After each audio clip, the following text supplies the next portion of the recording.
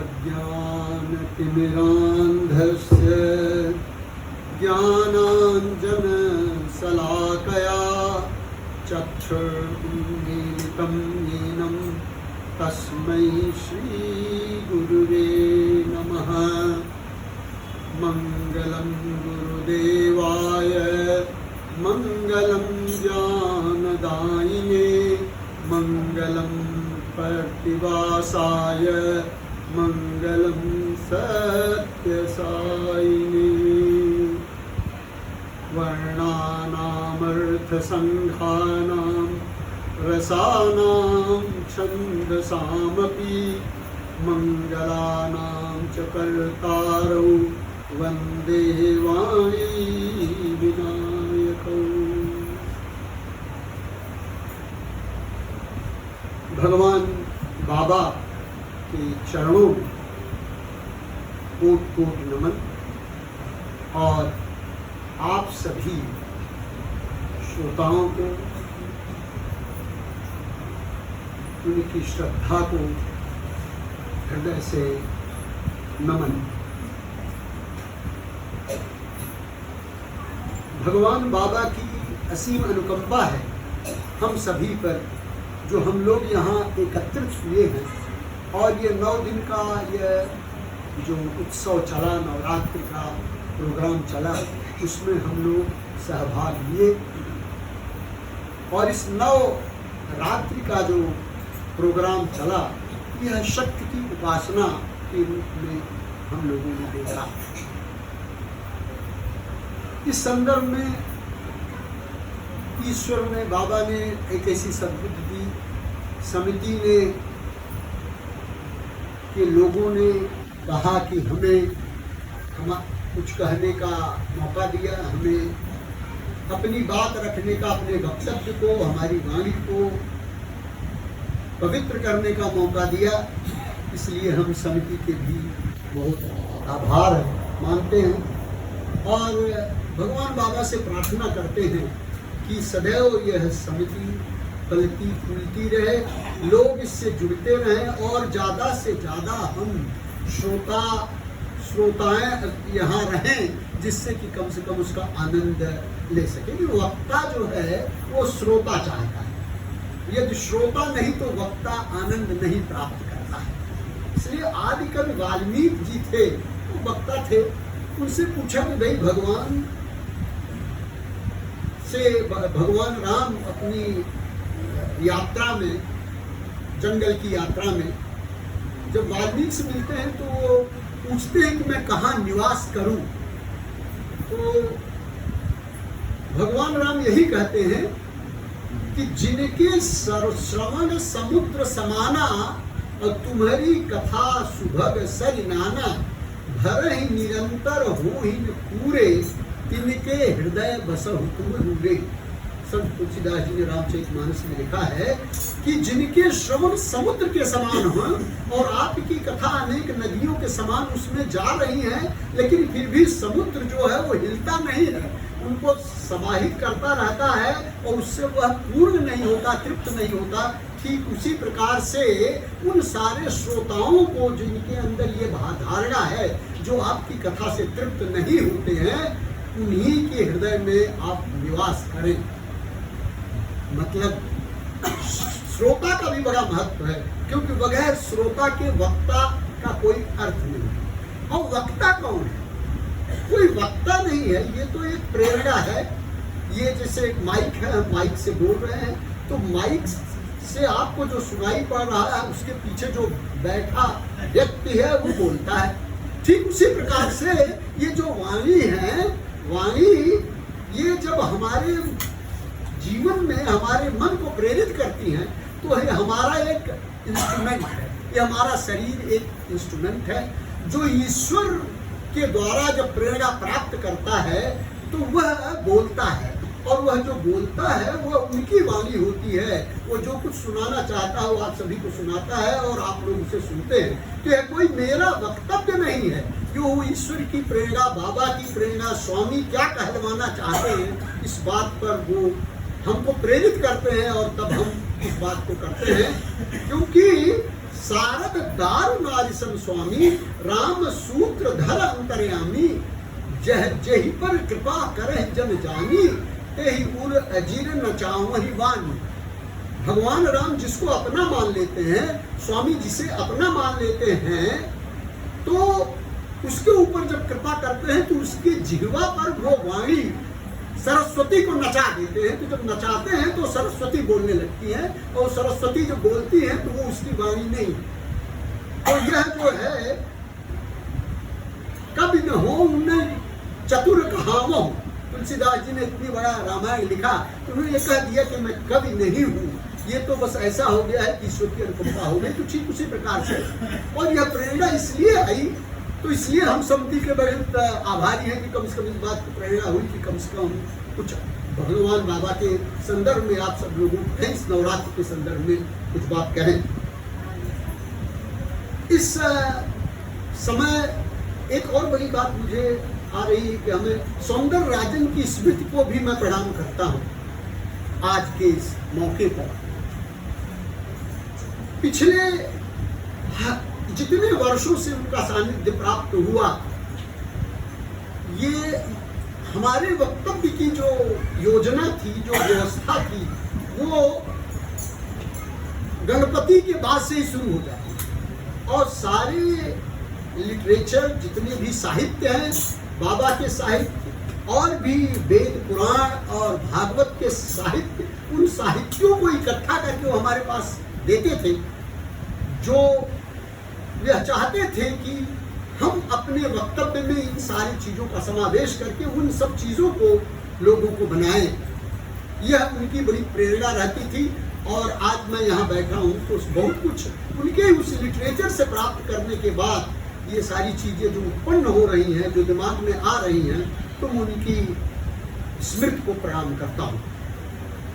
और अभी जया के बारे में बात की गई, बड़ी महत्वपूर्ण बात है, क्योंकि क्या है, जीवन में यही एक सबसे बड़ी बात है। हम इस नवरात्र में नवरात्र करते हैं, ये शारदीय नवरात्र जो होता है, 9 दिन का नवरात्र होता है। इस नवरात्र के बाद दशहरा आता है, और ये नवरात्र शक्ति की आराधना मानी जाती है। और ये शक्ति की आराधना जो है लोग क्यों करते हैं कि हमारे मैं शक्तिशाली बनी, हमारे अंदर वो ऊर्जा है, हमारे अंदर संपत्ति आए, हमारे अंदर ज्ञान है।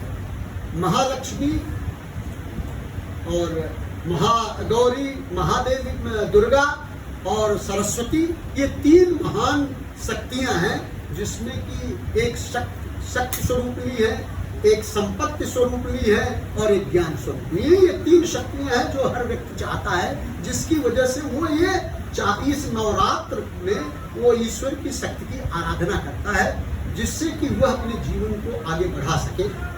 और यह पर्पस जो है इसलिए होता है कि हम संसार से जुड़े हुए हैं। इस संसार में सारे संसाधन हमको चाहिए, हम अपने जीवन को सुखी और सफल बनाना चाहते हैं। तो ये जो शक्तियां हैं, वो ज्ञान की शक्ति, संपत्ति की शक्ति, और जो भी हमारी शक्तियां हैं वो हमारे पास अर्जित हों, जिनके माध्यम से इस संसार में सारी चीजों को हम प्राप्त करके जीवन को सफल बनाएं, विजयी बनाएं। और यही कारण है जिससे कि हम विजयादशमी मनाते हैं।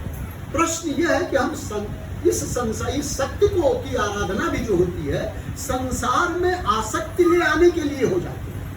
तो यह संसार में आसक्ति से हम नहीं बच सकते। तो संसार में अगर आसक्ति लाना है, तो संसार में आसक्ति ला करके हम अपने जीवन को कैसे सफल बना सकते हैं, उसी का एक पर्व यह दशहरा है जो आज हम लोग मना रहे हैं। और दशहरा की बहुत बड़ी शुभकामना, बहुत शुभकामना आप सबको प्रेषित करते हैं। अब प्रश्न यह होता है कि संसार में मन लगाएं और संसार में आसक्ति दें, या ईश्वर में हम अपनी आसक्ति लगाएं, ये बहुत बड़ा प्रश्न है। ये दोनों बड़े विरोधाभासी हैं। जीवन में हम क्या अपने संसाधनों से ही विजय प्राप्त कर सकते हैं? तो यह एक बहुत बड़ा विषय है और बहुत बड़ा एक सवाल है जीवन में, कि संसार को सदैव गलत माना गया है कि संसार ठीक नहीं है। अगर आपको ईश्वर को प्राप्त करना है तो संसार से विरक्त रहने की आवश्यकता है। अब संसार से जब हम विरक्त हो जाएंगे तो हमें शक्ति की भी आवश्यकता क्या है, क्या जरूरत है संसार में? क्योंकि संसार में ही तो शक्ति चाहिए, ज्ञान चाहिए, भक्ति चाहिए। तो अगर हम उसे निकाल दें तो हम ईश्वर को प्राप्त कैसे करेंगे? तो जंगल में जाकर के, सबकी हिम्मत नहीं है कि जंगल चले जाएं। तो हम इस संसार में रह करके अपने परिवार के साथ, अपने लोगों के साथ, अपने कुटुंबों के साथ, कुटुंबियों के साथ रहकर हम जीवन में कैसे रह करके और निरासक्त हो जाएं, विजय प्राप्त करें। तो ये जो है यही बहुत बड़ा समर्पण है कि हम संसार में रहते हुए भी जब हम निरासक्त होकर के अपने जीवन को बिताते हैं और ईश्वर को समर्पण करते हैं तो वह जो है वही वास्तविक श्रद्धा है, वही वास्तविक समर्पण है, वही वास्तविक विजय है और हमारी जया उसी के प्रारूप है। तो उनको भी मैं प्रणाम करता हूँ। और ये बड़ा सुंदर एक बड़ा प्रसंग है जिसको मैं आपको प्रस्तुत करना चाहता हूँ। ये मैं जया को ही समर्पित करता हूँ, इस पूरे अपने संभाषण को। ये बड़ी बात है कि ये बड़ा प्रश्न है कि हम संसार में रहकर भगवान को कैसे कर सकते हैं, जब यह कह दिया गया है कि सर्वदा सर्वकालेषु सर्वत्र हरि चिंतनम। हम हरदम, हर समय, हर क्षण किसी भी कार्य को करते हुए ईश्वर का चिंतन कैसे कर सकते हैं, ये एक बड़ा महत्व है और इसी के माध्यम से हम विजय को प्राप्त कर सकते हैं। तो यह एक हमारे लिए प्रश्न है। शक्ति की आराधना संसाधनों को प्राप्त करने के लिए है कि हम शक्ति की आराधना इसलिए करते हैं कि भाई हमारे पास अथाह संपत्ति हो जाए, हमारे पास अथाह संसाधन हो जाए, हमारा घर हो, परिवार हो, बहुत सी चीजें हो, हम इतने शक्तिशाली हो जाए कि हम सबके ऊपर विजय प्राप्त कर लें। प्रश्न यह है कि क्या इन संसाधनों से, क्या इस संसार की वस्तुओं से ही हम विजय प्राप्त कर सकते हैं क्या? ये बड़ा प्रश्न सदैव रहा हुआ है और इस प्रश्न का एक बहुत सुंदर निराकरण रामचरितमानस में दिया गया है और बड़ा चर्चित प्रसंग है।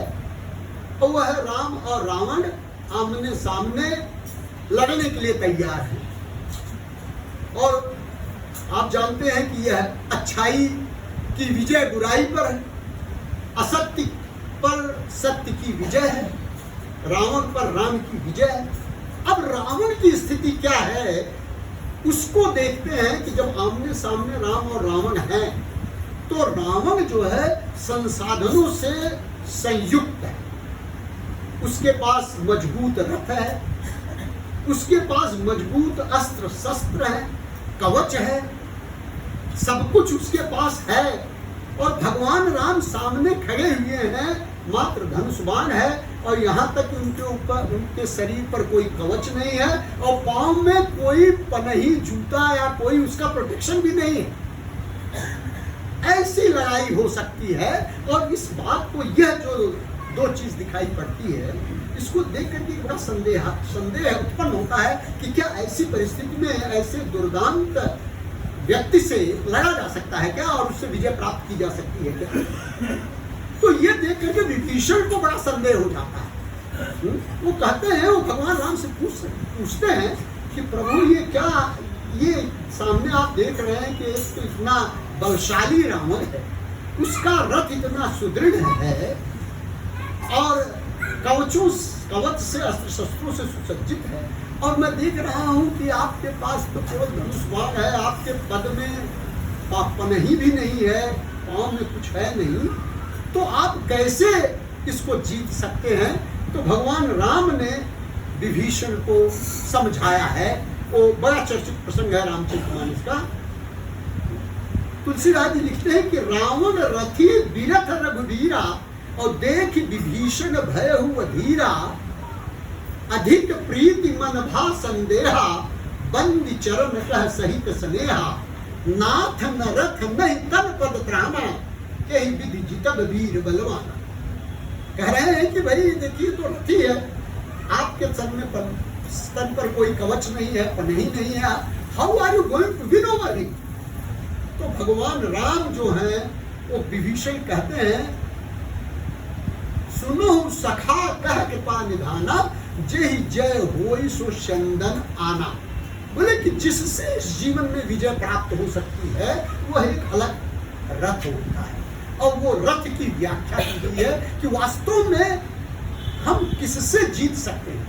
सीधा सा तात्पर्य यह है कि क्या राम का मानना यह है कि मेरी लड़ाई रावण से नहीं है, क्योंकि रावण जो है, मान लिया हम कोई संसाधनों से आज जीवन में रावण को परास्त भी कर लिए, तो क्या जरूरी है कि दूसरा रावण नहीं आ जाएगा? क्या यह आवश्यक है कि फिर से वो रावण नहीं आ जाएगा? रावण जरूर आ जाएगा, क्योंकि रावण उत्पन्न तो इस संसार से ही होता है।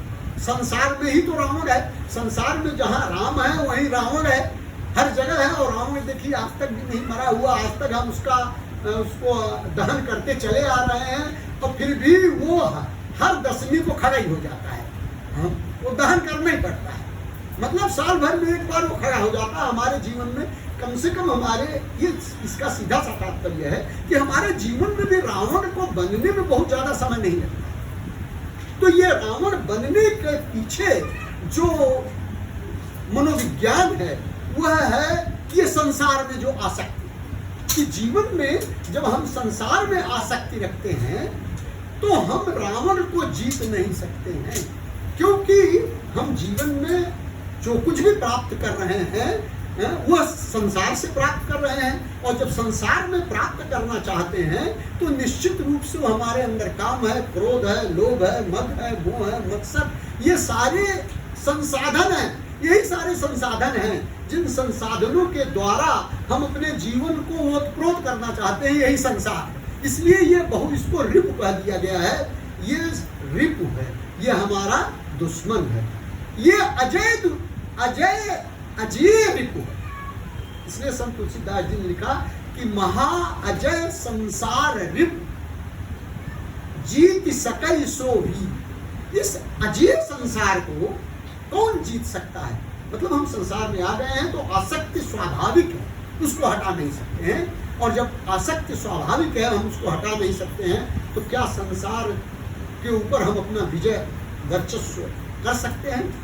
वो वास्तविकता क्या वो विजय की होगी? तो अगर ऐसा नहीं हुआ तो रावण तो हरदम खड़ा होगा, क्योंकि हमारे अंदर ही रावण है, हमारे अंदर ही राम है। जब हम किसी भी कार्य को करना शुरू करते हैं तो उस कार्य के अंदर अच्छाई है और बुराई है, जो भी है वो दोनों निश्चित है। ये प्रपंच है, इसीलिए ये माया का जो प्रपंच कह दिया गया है, इसे कहते विधि प्रपंच गुण अवगुण साना। ये जो प्रपंच है सबके अंदर गुण और अवगुण विद्यमान है। कोई बुरा से बुरा भी व्यक्ति भले है, लेकिन निश्चित रूप से उसके अंदर गुण है, और कोई अच्छा से अच्छा व्यक्ति है, उसके अंदर भी दुर्गुण है, उनको आप हटा नहीं सकते हैं। तो ये क्योंकि ये प्रपंच है, उसी से हमारे शरीर बनी हुई है, हमारा ये संसार बना हुआ, इसमें अच्छाई और बुराई, और ये हमारे सोचने और समझने की बात है। ज्ञान तो वह है कि सुनो तात मायाकृत गुण और दोष अनेक, गुण यह उभय न देखिए देखिए सोई अविवेक। इस सृष्टि में जब तक गुण और दोष दिखाई पड़ रहा है तब तक समझिए हम अज्ञानी बने हैं। जब तक हमें कोई अच्छा और कोई बुरा दिखाई पड़ रहा है, जब तक हमें अपना हित और दूसरे का अहित दिखाई पड़ रहा है, तब तक हमारे अंदर भेद बना हुआ है, और वह अज्ञान है। अज्ञान क्या है? अज्ञान क्या है? ज्ञान को गीता में कहीं एक श्लोक में कह दिया गया 13 चैप्टर में कि अध्यात्म ज्ञान नित्यत्वम तत्व ज्ञानार्थ दर्शनम एतद् ज्ञानमितिं प्रोक्तम अज्ञानम यदतोन्यथा। अध्यात्म ज्ञान नित्यत्व, नित्य सतत, वो हमें भूले न, सतत जो कभी समाप्त नहीं होता है, वो है। वो क्या है? अध्यात्म। मेरी आत्मा दिव्य है, मैं दिव्य हूं, भगवान मेरे अंदर हैं, मैं भगवान स्वरूप हूं, ईश्वर स्वरूप हूं, मैं दिव्य हूं। ये जो भावना है, ये जब तक इसका ध्यान हमें हरदम रहना चाहिए, और जब यह रहेगा तो यह जो है यही अच्छा ध्यान है, यही अच्छा ज्ञान है। तो अध्यात्म ज्ञान नित्यत्वम, तो क्या ये ज्ञान नहीं? इसीलिए ज्ञान क्या कहा गया? ज्ञान के साथ एक शब्द जुड़ा हुआ है, विज्ञान। ज्ञान मतलब क्या है? विज्ञान क्या है? ज्ञान मतलब ये जानना कि चपाती कैसे बनाई जाती है, क्या क्या चीजें, इंग्रेडिएंट्स क्या लगते हैं, कैसे उसको किया जाता है, ये सारी चीजें आपका ज्ञान। लेकिन चपाती बना करके सेक करके पका करके खिला देना क्या है? विज्ञान। आप उसको अपने जीवन में जब तक आचरण नहीं करेंगे सारा ज्ञान बेकार है। तो ज्ञान के साथ ये विज्ञान हमारे जीवन में आना आवश्यक है। तो जब यह ज्ञान आ जाता है तो क्या होता है? हम विज्ञान में प्रवेश करते हैं, मैं उसको अपने जीवन में लाते हैं। तो दूसरा शब्द क्या बोलता है कि अध्यात्म ज्ञान नित्यत्व तत्व ज्ञानार्थ दर्शन, मतलब उसी तत्व ज्ञान का को देखो, मतलब आचरण। तत्व ज्ञानार्थ दर्शन एतद् ज्ञान नितिन प्रोक्तम, बस इतना ही ज्ञान है। अज्ञानम यदतोन्यथा, बाकी सब अज्ञान है। आप सब जान रहे हैं अच्छा है, सब बुरा है, ये है वो है, सब तो अच्छा है, लेकिन आप सब करेंगे वही। हमारे गांव में कहावत होती है कि जब मतलब रहते हैं तो भाई हाँ सब कुछ ठीक है लेकिन खूंटा में वही डालूंगा जो है हमारा, मतलब आपकी प्रॉपर्टी है नहीं, लेकिन गांव में क्या बोलते हैं कि भाई नहीं ठीक है आप सही कर रहे हैं, आप भी सही कर रहे हैं, लेकिन मेरा खूंटा, मेरा बैल जो है वही जड़ेगा। तो हमारा जीवन ये ऐसा चलता रहता है कि हम जानते सब कुछ है लेकिन करते वही है जो मैं अपने स्वार्थ से करना चाहता हूँ। और हम अपने सारे तर्क को, हम सब अपनी सारी बुद्धि को उसमें लगा देते हैं कि हम अपने गलत को भी सही सिद्ध करें, क्योंकि सत्य को सिद्ध करने की आवश्यकता नहीं होती है। सत्य तो स्वयं सिद्ध है। जब सिद्ध करने की बात आती है तो वो होता है क्या? असत्य। जब हमें असत्य को सिद्ध करना होता है तो हमें तर्क की आवश्यकता होती है, वो तर्क लगाते हैं और ये चीजें होती हैं। तो जीवन में ये चीजें जो है बड़ा आवश्यक है।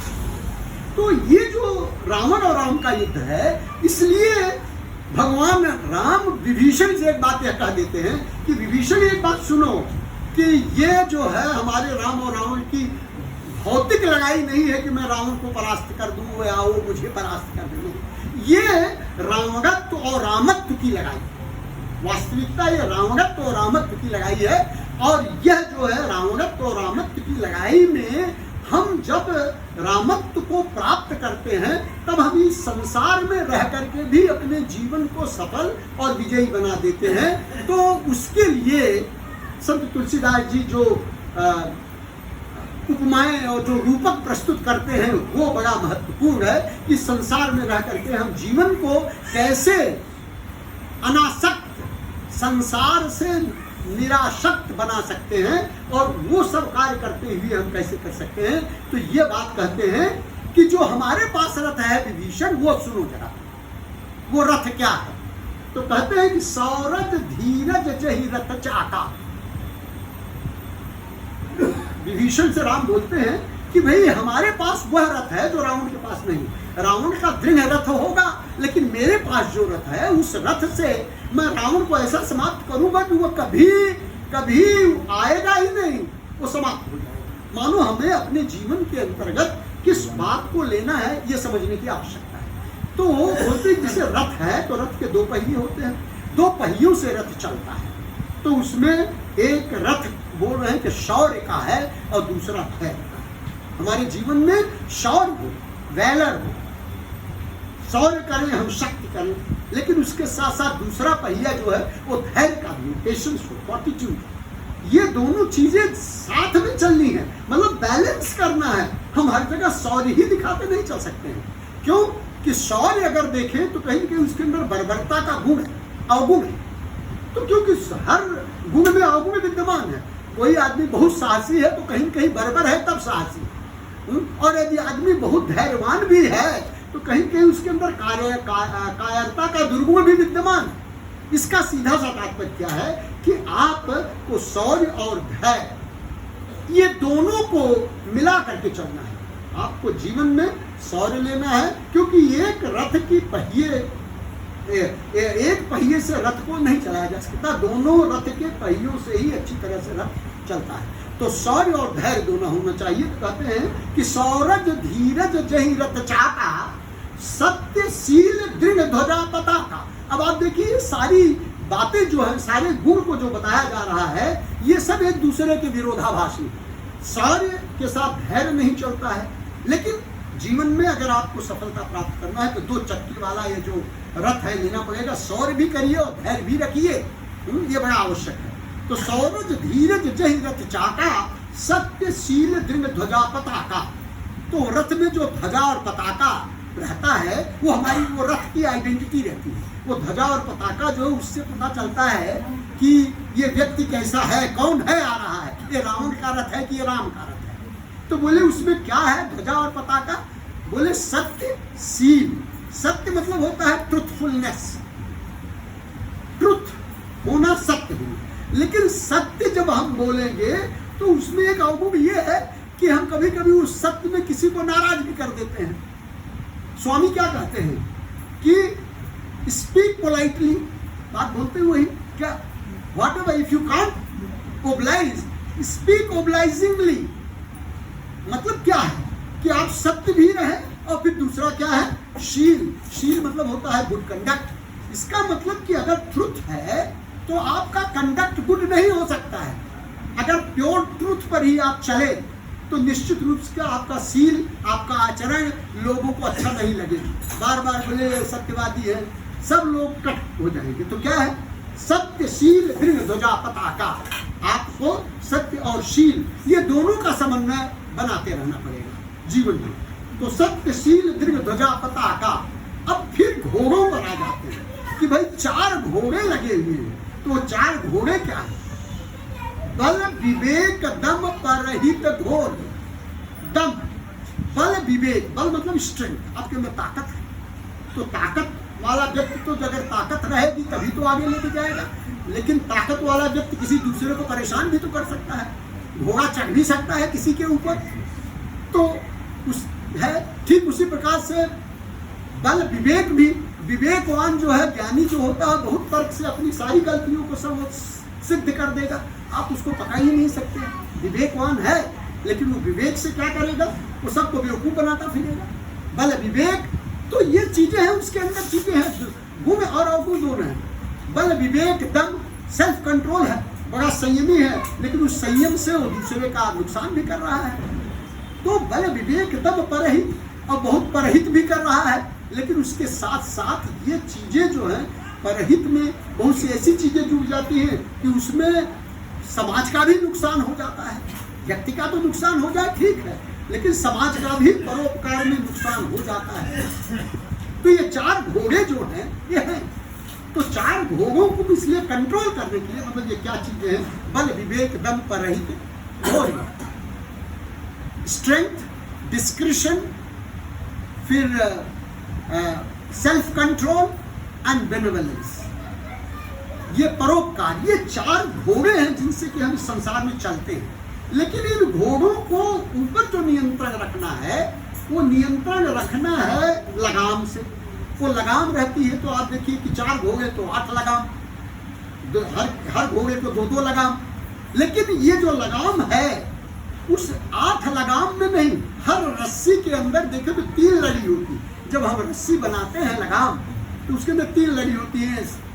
चोटी बांधते हैं या कुछ भी होते हैं, 3 बट होते हैं जिससे कि हम रस्सी बनाते हैं। तो 3 रस्सियों के बट क्या है, वो लगाम की क्या है? तो वहां पर संत लिखते हैं कि बल विवेक दम परहित घोरे, क्षमा कृपा समता रज जोरे। वो जो लड़ियां हैं 3 चीज की है। क्षमा, आपके अंदर फॉरगिवनेस हो, कृपा हो, कंपैशन, और इवननेस ऑफ माइंड, आपका सम दिमाग, सम बुद्धि। तो ये जो 3 लड़ियां हैं इनके द्वारा ये घोड़े कंट्रोल हो। चाहे आपका बल है तो बल में भी वही है, आपके अंदर क्षमा भी होनी चाहिए, आपके अंदर कृपा भी होनी चाहिए, आपके अंदर समता भी आनी चाहिए। ठीक उसी प्रकार से विवेक भी है, तो इसके द्वारा आप नियंत्रित करिए। मानो ये जितने गुण हैं हर चीज को नियंत्रण से करना पड़ेगा। तो संत लिखते हैं कि अगर हमारे पास 4 घोड़े हैं, बल विवेक दम परहित घोरे, क्षमा कृपा समता रज जोरे, ये होना चाहिए। और फिर बोलते हैं कि मेरे रथ पर जो चलाने वाला जो है वो है ड्राइवर, सारथी। वो सारथी होना चाहिए। अब सारथी ऐसा हो कि आपको सही दिशा में ले जाए। तो सारथी की जब चर्चा करते हैं तो संत एक बात करते हैं बड़ा महत्वपूर्ण, और जो कि शक्ति आराधना में सारी चीजों का समन्वय बनाता है। क्योंकि सारथी अच्छी तरह से जानता है जो रथी है, जो रथ पर बैठा हुआ है, उसको तो युद्ध करना है। वो युद्ध कर रहा है, हमारी शरीर है, हमारा विवेक है, हमारा परहित है, हमारा सेल्फ कंट्रोल है, शौर्य है, धैर्य है, ये सारी चीजें हमारे अंदर हैं।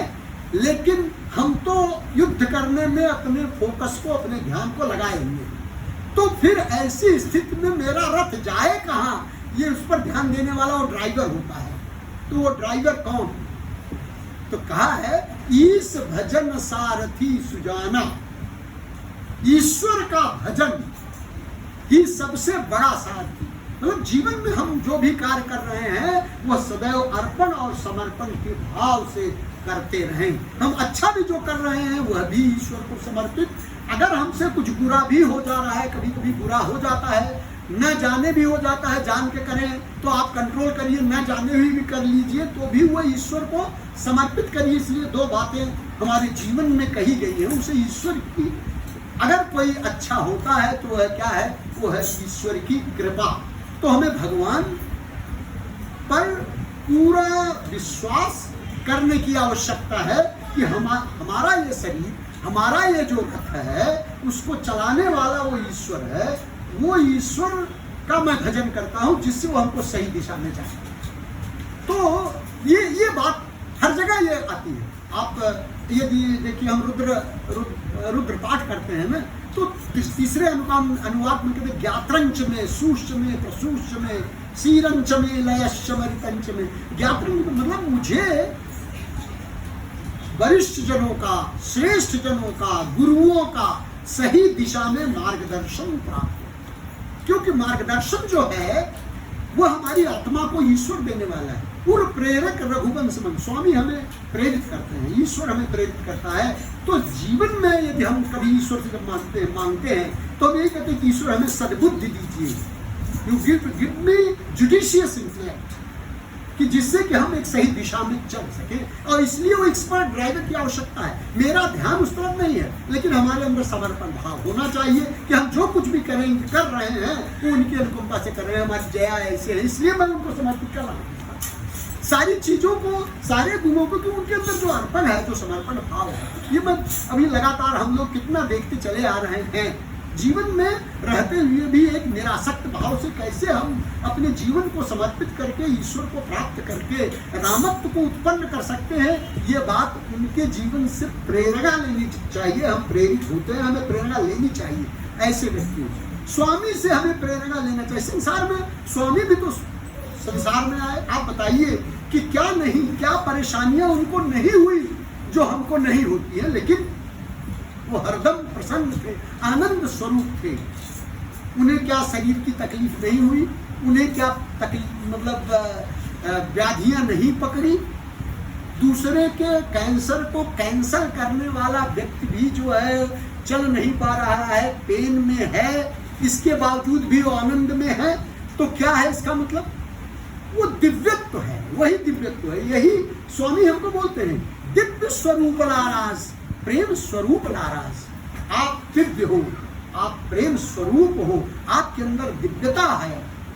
गीता में जो बात कही, अध्यात्म ज्ञान नित्यत्वम, अध्यात्म ज्ञान नित्यत्वम मतलब हरदम ये स्मरण है कि मैं दिव्य हूँ।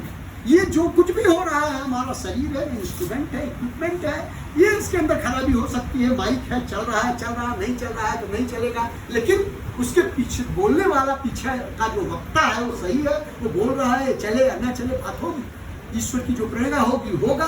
तो ये चीज दूसरी क्या है कि अगर अच्छा हो गया तो क्या होता है कि वह ईश्वर की कृपा है। लेकिन अगर अनजाने में कुछ बुरा हो गया तो क्या है वह है ईश्वर की इच्छा।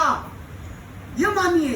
तो ये दो शब्दों को याद रखिए जीवन में, कि जीवन में जब ईश भजन सारथी सुजाना हो जाता है, जब ईश का भजन, भगवान का भजन, स्वामी का भजन हम करते रहते हैं, कि ये दो बातें उनके हमारे दिमाग में हरदम घर करके बैठी होती है कि ये जो कुछ भी हो रहा है, यदि हमसे अच्छा हो गया तो ईश्वर की कृपा है, लेकिन यदि बुरा हो गया तो भाई वो वही उनकी इच्छा थी। मतलब you will not feel guilty. आपको फील करने की आवश्यकता नहीं है अगर आपने अनजाने में किया। हाँ, जानबूझ कर कर रहे हैं, प्रेरणा भी वैसे दे रहे हैं, क्योंकि जो भी आप करेंगे कर्म का फल तो मिलना है। कर्म क्या है? वो वृक्ष है। तो जैसा हम वृक्ष बोएंगे फल वैसा मिलेगा। अब इसमें आप कहेंगे अरे भगवान ने तो हमको ऐसा कर दिया, ये कर दिया, हमने तो हम बहुत बुरे फंस गए, लेकिन आप उसके पीछे नहीं जा रहे कि आपके द्वारा कर्म जो किया गया, यद्यपि वह कर्म जो है ईश्वर की इच्छा था, कहीं न कहीं वह आपको कुछ इसलिए प्रेरणा दे रहा है कि आप अपने जीवन में सीख ले करके अपने आप को सुधारें। तो इस भजन सारथी सुजाना, जीवन में ये सारी चीज करते हुए जो ड्राइवर है, एक एक्सपर्ट ड्राइवर हो, ईश्वर की अनुकंपा जो 9 दिन तक हम करते चले आए, इसलिए हमें भजन करने की आवश्यकता है। हमारे मन में ये बात आती है, कभी अभी ऐसा हो ही जाता है, भजन करते करते हम भाई हम तो रोज भजन करते हैं, लेकिन अब घर में बड़ा गड़बड़ हो गया, ऐसा हो गया, चोरी हो गई, डाका पड़ गया, कोई मर गया या कुछ हो गया, हम तो इतना भजन करते हैं, भगवान क्या है हमारे को, चलो जाने दो, हम भजन ही नहीं करें, हटाओ, ये सब किसी काम का नहीं है, ये सब हटाओ।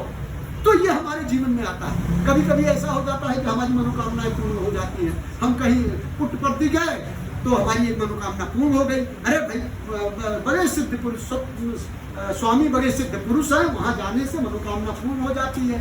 अच्छा, अभी फिर क्या हुआ, एक बार गए ठीक हो गए, दूसरी बार गए तो बड़ा गड़बड़ हो गया, अरे किसी काम के नहीं है, वहां गया इतना तो लफड़ा हो गया, हटाओ हटाओ हटाओ, मूर्ति भी और फिर जो फोटो वोटो है फेंकने लग जाते हैं, इसको जरा किसी को दे दे तो बड़ा ठीक नहीं है, यहाँ आए वहां गए, ऐसा हो गया, फिर ऐसा। तो जीवन में ये जो दृढ़ता है, ये क्या है, ये दृढ़ता भी होनी चाहिए, और इसलिए बात कही जा रही है कि इस भजन सारथी सुजाना।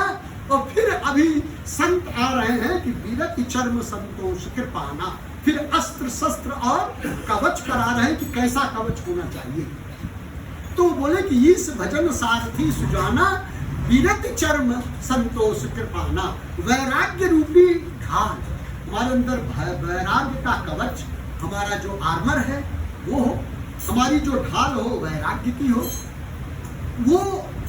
वो हमको दिमाग में हमको अच्छी की तरफ प्रेरित करें। मतलब जो भी कार्य कर रहे हैं वो राग से प्रेरित होकर के नहीं, जो भी हो रहा है वो ईश्वर की अनुकंपा है, एक अच्छे कार्य के लिए कर रहा हूँ, उसमें सबका कल्याण है, और सबका कल्याण है तो मेरा भी उसी में कल्याण है, क्योंकि मैं सबसे अलग नहीं हूँ। लोका समझता, स्वामी क्या बोले, लोका समझता सुखिनो, तो जब सब सुखी रहेंगे तो हम भी सुखी रहेंगे, और यह है वैराग्य। तो ये जो वैराग्य जो है बड़ी ढाल, तो विरति चर्म संतोष कृपाण, संतोष जो है वो कृपाण, contentment, you should have a contentment. इसीलिए शौर्य करिए, सब कार्य करने के लिए सारे प्रयास करिए, एफर्ट लीजिए, हर चीज करिए, लेकिन करते हुए जीवन में आपको संतोष रहना जरूरी है, यही भक्ति है। अष्टम यथा लाभ संतोष, मेहनत करिए, हम डॉक्टर हैं, मेहनत करते हैं, पेशेंट को बचाने के लिए हमने अपनी सारी ताकत लगा दी, सब कुछ कर दिया, लेकिन इसके बाद अगर पेशेंट ठीक हो गया तो ईश्वर की कृपा है, और नहीं ठीक हुआ तो भाई उसमें संतोष करना पड़ेगा हमको, क्योंकि मतलब वही प्रारब्ध में था, वही चीज थी। हाँ, हमको जॉब सेटिस्फैक्शन होना, हम कार्य जो कर रहे हैं उस कार्य में हम संतुष्ट हो कि हम सही ढंग से कार्य कर रहे हैं। अगर हम अपने कार्य से संतुष्ट नहीं हुए तो ठीक नहीं। आप कार्य को मनोयोग के साथ करिए, फिर परिणाम तो कुछ न कुछ आना है, जो आएगा वो ईश्वर की कृपा या ईश्वर की इच्छा होगी, और इस बात पर संतोष करिए। और इसीलिए संतोष का कह दिया कृपाण। कृपाण का मतलब क्या है, तलवार अलग होती है और कृपाण अलग होता है। तलवार के अंदर एक तरफ धार होती है, मतलब वो काटता है एक तरफ, लेकिन कृपाण क्या है, कृपाण के अंदर 2 धार होती है, डबल एजेड स्वॉर्ड, ऊपर भी धार नीचे भी धार, और तीसरा एक नोक भी होता है उसके अंदर, वो नोक से अंदर जाता है, मतलब 3 तरह से वार करता है। तो ये क्या 3 चीज है, ये 3 चीज क्या हमारे जीवन में, ये 3 जो मनोवृत्तियां हैं, यही सारे फसाद की जड़ है जो हमको संतोष नहीं लेने देती है। क्या है, काम क्रोध लोभ। ये काम क्रोध लोभ, हमारे अंदर कामनाएं इतनी है कि बस संतोष ही नहीं हो रहा है। तो बिन संतोष न काम साही, और काम अछत सुख सपने हुनाही। जीवन में सुख कैसे स्वप्न में भी नहीं आ सकता जब तक हमारे अंदर काम है। तो संतोष रूपी कृपाण है तो काम को समाप्त करेगा। और फिर क्या है, फिर दूसरी चीज क्रोध है। क्रोध में भी संतोष नहीं होता। जब आदमी क्रोध में आ जाता है तो संतोष को छोड़ता है, अरे बस इसने गलत किया, इससे बदला लेना ही है, मतलब वो जीवन का। तो ये जो संतोष है यही है लक्ष्मण के ऊपर परशुराम बिगड़ गए कि अरे ये छोटा सा बालक हमको क्या कह रहा है, धनुष यज्ञ का प्रसंग है। तो लक्ष्मण कई बात कहते हैं, भाई देखिए नहीं संतोष तो पुण्य का चुका हूं। बोले देखिए क्या है, आप गाली देने से अगर आपको संतोष मिल रहा है तो ठीक है और गाली दे दीजिए लेकिन ऋषि को रोक करके आप दुख मत सहिए। मतलब क्रोध जब आता है तो क्रोध के रोकने में भी दुख होता है। हम क्रोध नहीं रोक पाते क्योंकि हम दया करने, कोई आदमी हमारा बहुत बुरा कर दिया और उसके ऊपर हमने कोई प्रहार नहीं किया तो बड़ा दुख होता है, ये क्या ऐसा कह करके चला जा रहा है। तो वो दुख जो है उस दुख को हटाना पड़ेगा, उसके लिए क्या जरूरी है, संतोष। इसलिए लक्ष्मण उनको बड़ी सुंदर बात कहते हैं कि नहीं संतोष तो पुण्य का चुका हूं, जब ऋषि रोक दुसह दुख सहु। मतलब आप ऋषि को रोक करके असह्य दुख को मत रखिए, मतलब व्यंग कर रहे हैं उनके ऊपर, मतलब उनको समझाने का प्रयास करते हैं कि आप मुनि हैं, आपको क्रोध नहीं करता है, थोड़ा संतोष रखिए, कोई चीज नहीं, पहले समझने का प्रयास करिए कि वास्तविकता यहाँ क्या है। सीधी सी बात है संतोष। तो ये जो चीजें हैं ये क्रोध समाप्त करने में संतोष, संतोष रूपी कृपा है, वो काम को समाप्त करेगा, क्रोध को।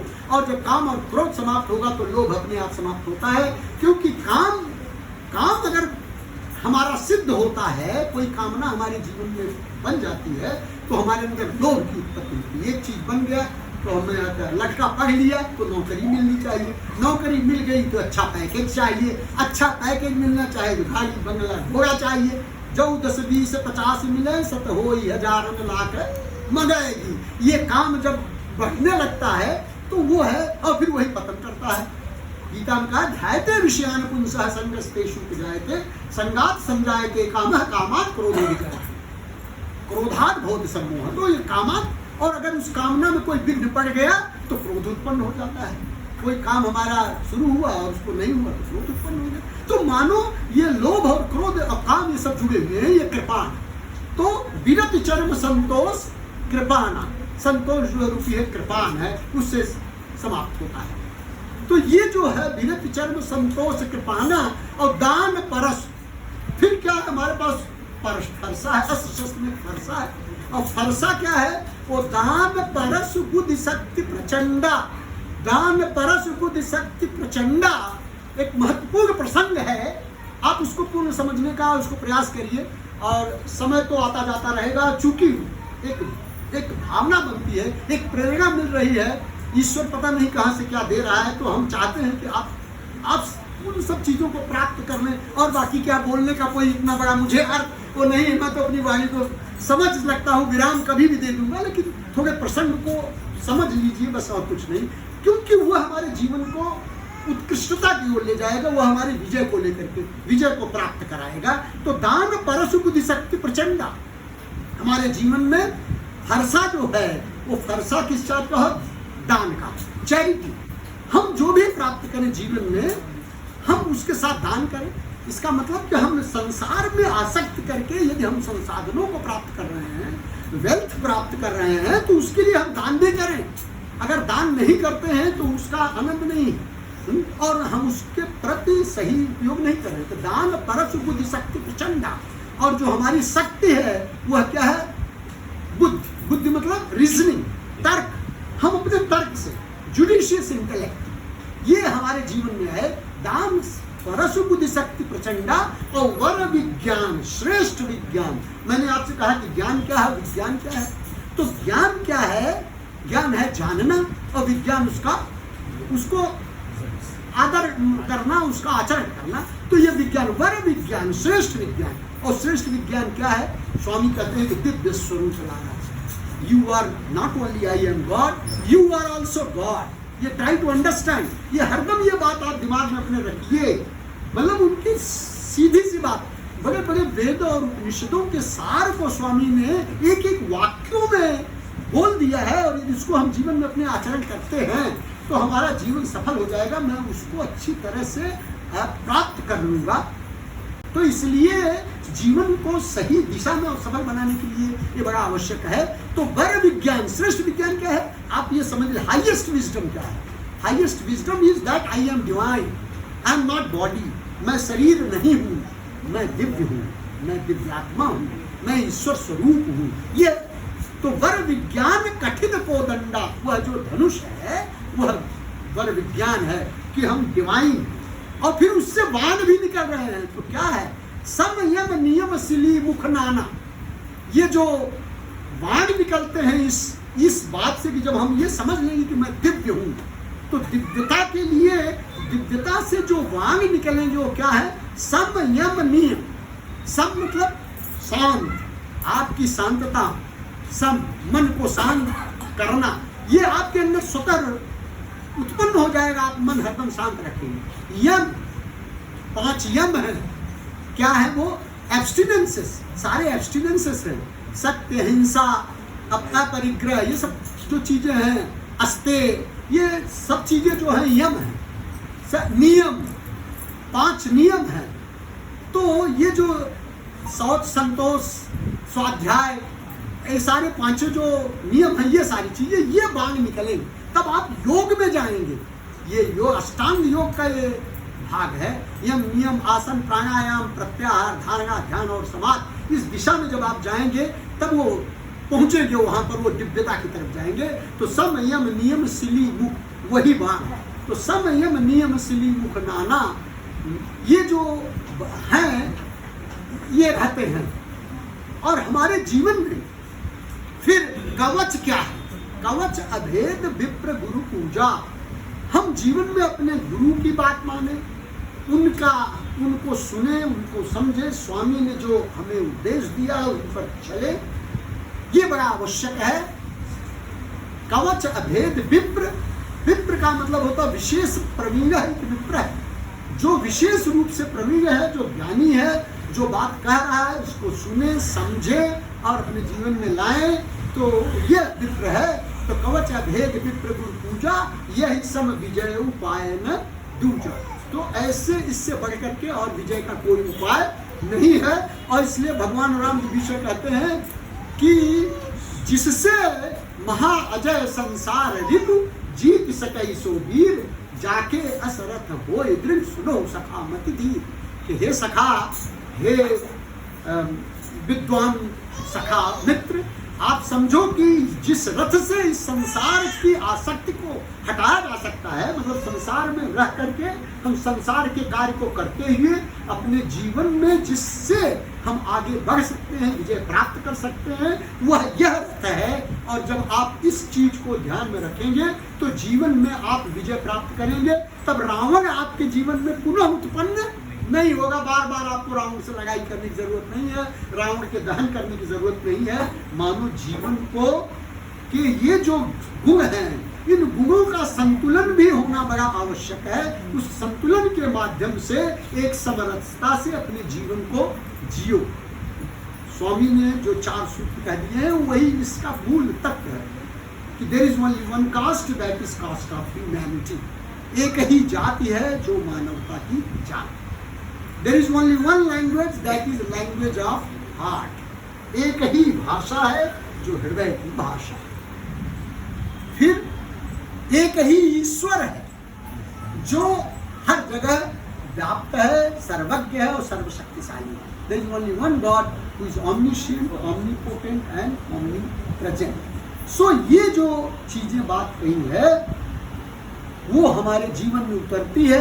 और यह जो सूत्र स्वामी ने दे दिया है खाली सूत्रों के माध्यम से, there is only one caste, that is caste of Hindu, there is only one heart, language, that is language of heart, there is only one religion, that is religion of love, there is only one God who is omniscient, omnipotent and omnipresent. इसका मतलब जो भेद है, इन्हीं चारों चीजों से हम भेद है, इसी में हम भेद बनाए बैठे हैं। अरे मानवता में हम कितने भेद बनाएंगे, जात पात जात, कितना, हर चीज का यही भेद है जिसकी वजह से हम टूटे हुए हैं, बिखरे हुए हैं। हमारे अंदर जो है सारे अवगुण आने लगते हैं, स्वार्थ परमार्थ सब चलने लगता है। तो ये सारे भेदभावों को समाप्त करने का ये सूत्र है। इस सूत्र को जीवन में जब हम उतारते हैं तो जीवन में हम अपने आप का अपना कल्याण कर लेते हैं और हम इस संसार रूपी दुश्मन से जीत करके रामत्व को प्राप्त कर लेते हैं, ईश्वरत्व को प्राप्त कर लेते हैं, स्वामी के चरणों में विलीन हो जाते हैं। जैसा कि हमारे सौंदर राजन जी थे, उनका अहम ब्रह्मास्मि, मुझे अभी याद है कि अहम ब्रह्मास्मि कहते हुए उन्होंने अपनी शरीर छोड़ा। तो इन्हीं शब्दों के साथ में बहुत ज्यादा वैसे ही हमारे मामा जी तत्वमस, ये दो चीज, तत्वमस अहम ब्रह्मास्मि, मतलब ये चीज मरते समय एक चीज है। यम यम वापी स्मरण भावा त्यजंतं ते कलेवरम तम तमय वेद कौन्तेय सदा सद्भाव भावित है। लोग बोलते हैं कि मरते समय जिन जिन भावों को आप अपने जीवन में ले आते हैं उसी भावों को लेकर उत्पन्न होते हैं। मरते समय यह भाव नहीं आता है, ये सतत साधना से ही प्राप्त हो सकता है। जीवन में जब सतत चिंतन होता है, कार्य करते समय ईश्वर का चिंतन होता है, सर्वदा सर्वकालेषु सर्वत्र चिंतनम, तो ईश्वर जो है वो स्वयं अपनी वाणी आपकी वाणी पर बैठ करके वो ऐसा कहलवा देता है, आपकी भावना ऐसा बन जाती है, आप उनके चरणों में विलीन हो जाते हैं। तो इन्हीं शब्दों के साथ मैं आप सबको प्रणाम करता हूँ और अपनी वाणी को विराम देता हूँ। पुनः समिति को धन्यवाद।